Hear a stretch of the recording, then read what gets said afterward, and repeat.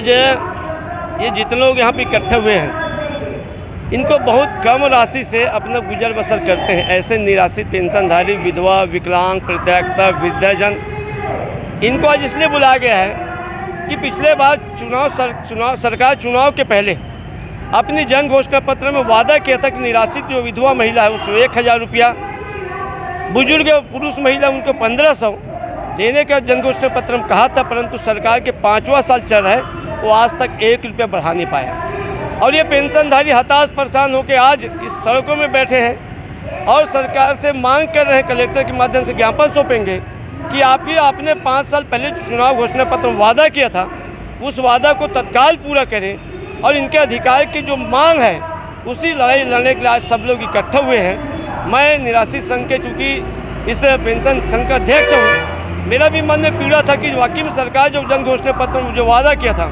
उसके वादा को पूरा करना चाहिए।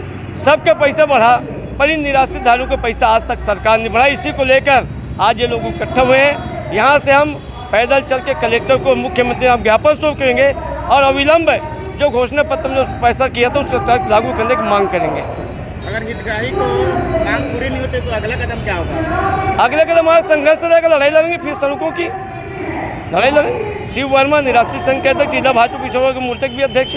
आज 2 विषय को लेकर हम यहाँ पर कलेक्ट्रेट में पहुँचे हैं। एक तो निराश्रित पेंशनधारियों के जो सरकार ने अपने जन घोषणा पत्र में वायदा किया था कि 350 से बढ़ाकर हम 60 वर्ष के आयु वाले को 1000 और 75 वर्ष के आयु वाले को 1500 रुपया निराश्रित पेंशन देंगे।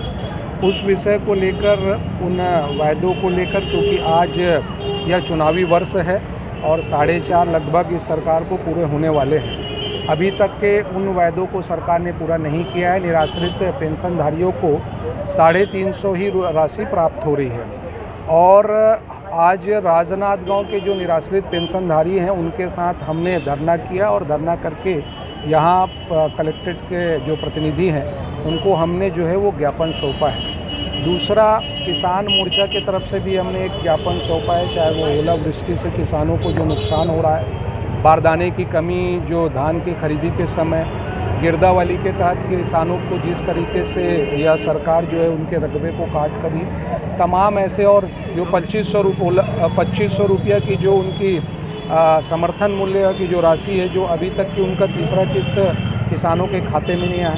और सबसे महत्वपूर्ण है कि अभी आप देख रहे हैं कि अभी बेमौसम बारिश हुई है, तो ओलावृष्टि से जो फसलों का नुकसान हुआ है, प्राकृतिक जो अभी आपदा आई है, उस विषय को लेकर हमने ज्ञापन जो है वो सौंपा है कि उन किसानों का जिनका प्राकृतिक इस ओलावृष्टि में जो नुकसान हुआ है उनको जो है वो तत्काल उनका मुआयना करके उनको जो है वो क्षतिपूर्ति मुआवजा राशि वो प्रदान करें।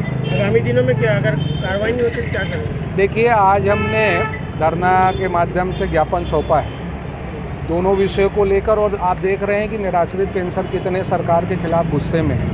हम भारतीय जनता पार्टी के नेतृत्व में चाहे सरकार के वो विषय हैं जो उनके जन घोषणा पत्र में उन्होंने वायदा किया था, जिसको लगातार लेकर भारतीय जनता पार्टी सड़क से लेकर सदन तक की लड़ाई लड़ रही। आने वाले समय में अगर ये इन वायदों को पूरा नहीं करते हैं तो ये चुनावी वर्ष है, ये वही जनता जो है इनको सबक सिखाएगी और सत्ता से जो है वो बेदखल करेगी।